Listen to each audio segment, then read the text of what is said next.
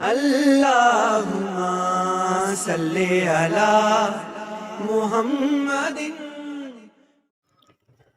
اللہم ارنا الحق حقا وارزقنا اتباعہ وارنا الباطل باطلا وارزقنا اجتنابہ۔ السلام علیکم ورحمۃ اللہ وبرکاتہ۔ اللہ رب العزت کے دو مبارک نام الحکم اور العدل آپ کے ساتھ شیئر کرتے ہیں۔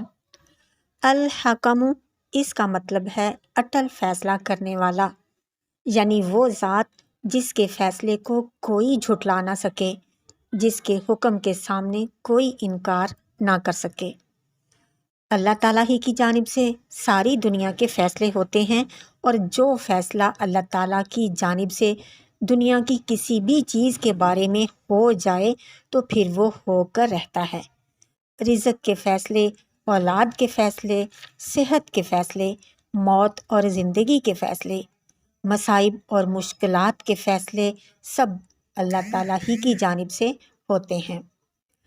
جس چیز کو اللہ رب العزت نے ہمارے لیے شر قرار دے دیا، حقیقتاً وہی شر ہے، اور جس چیز کو اللہ تعالیٰ نے خیر قرار دے دیا، حقیقت میں وہی خیر ہے۔ سورۃ البقرہ آیت نمبر 102 میں اللہ تعالیٰ فرماتے ہیں، اور دراصل وہ بغیر اللہ کی مرضی کے کسی کو کوئی نقصان نہیں پہنچا سکتے۔ اس آیت سے یہ بات بالکل واضح ہے کہ نفع و نقصان کے فیصلے اللہ کی طرف سے ہوتے ہیں، لہٰذا ہرگز اپنی پریشانیوں کے حل کے تلاش کے لیے جھوٹے عامل، نجومی، پیر، فقیر ان کے پاس جانے کی ضرورت نہیں۔ صرف اسی الحکم جل جلالہ کے دربار میں گڑ گڑا کر مانگیں، کیونکہ عطا کرنا صرف اور صرف اللہ تعالیٰ کے اختیار میں ہے۔ الحکم اس اسم کو ہم کنیت نہیں بنا سکتے۔ حضرت ہانی بن یزید رضی اللہ تعالیٰ عنہ سے روایت ہے کہ آپ صلی اللہ علیہ وآلہ وسلم کے پاس وہ اپنی قوم کے کچھ لوگوں کے ساتھ آئے۔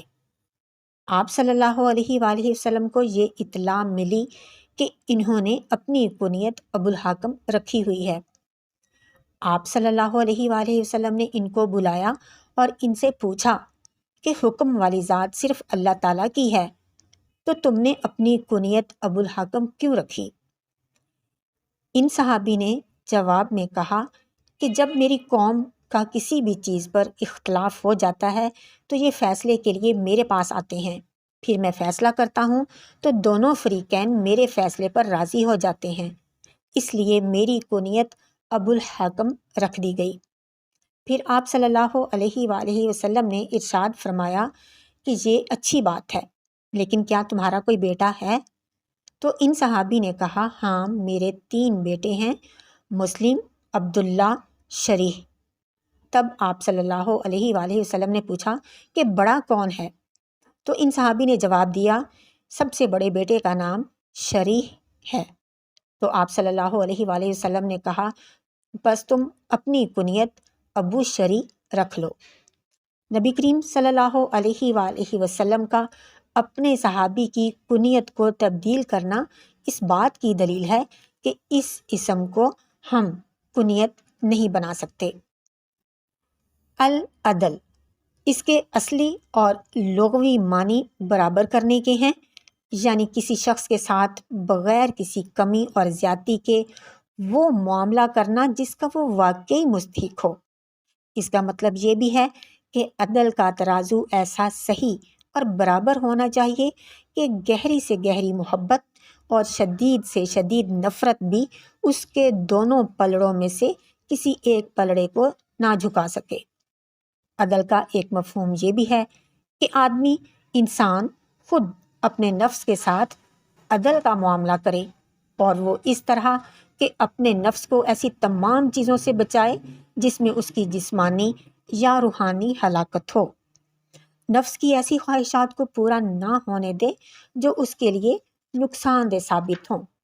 مثال کے طور پر ایک تاجر جو ساری عمر غلط طریقے سے تجارت کرتا ہے، مال جمع کرتا ہے۔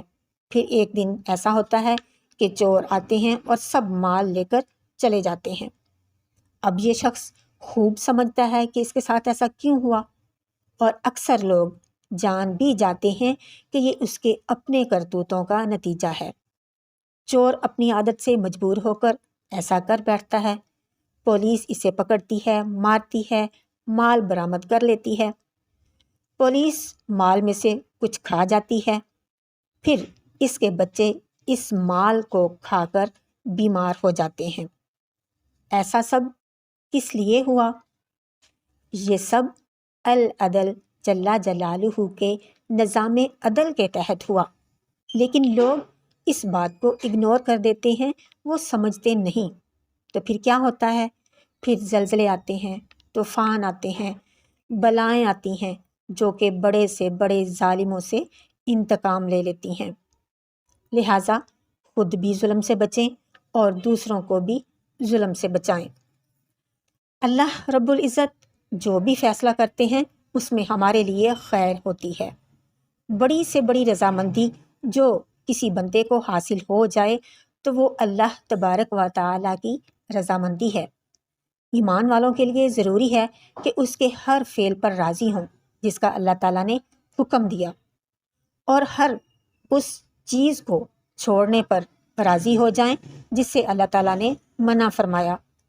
حالات چاہے جیسے بھی ہوں، فقر کے ہوں، بیماری آئے، مصیبت آئے، ہر طرح کے معاملات پر راضی رہنا یہ ایک مومن کی نشانی ہوتی ہے۔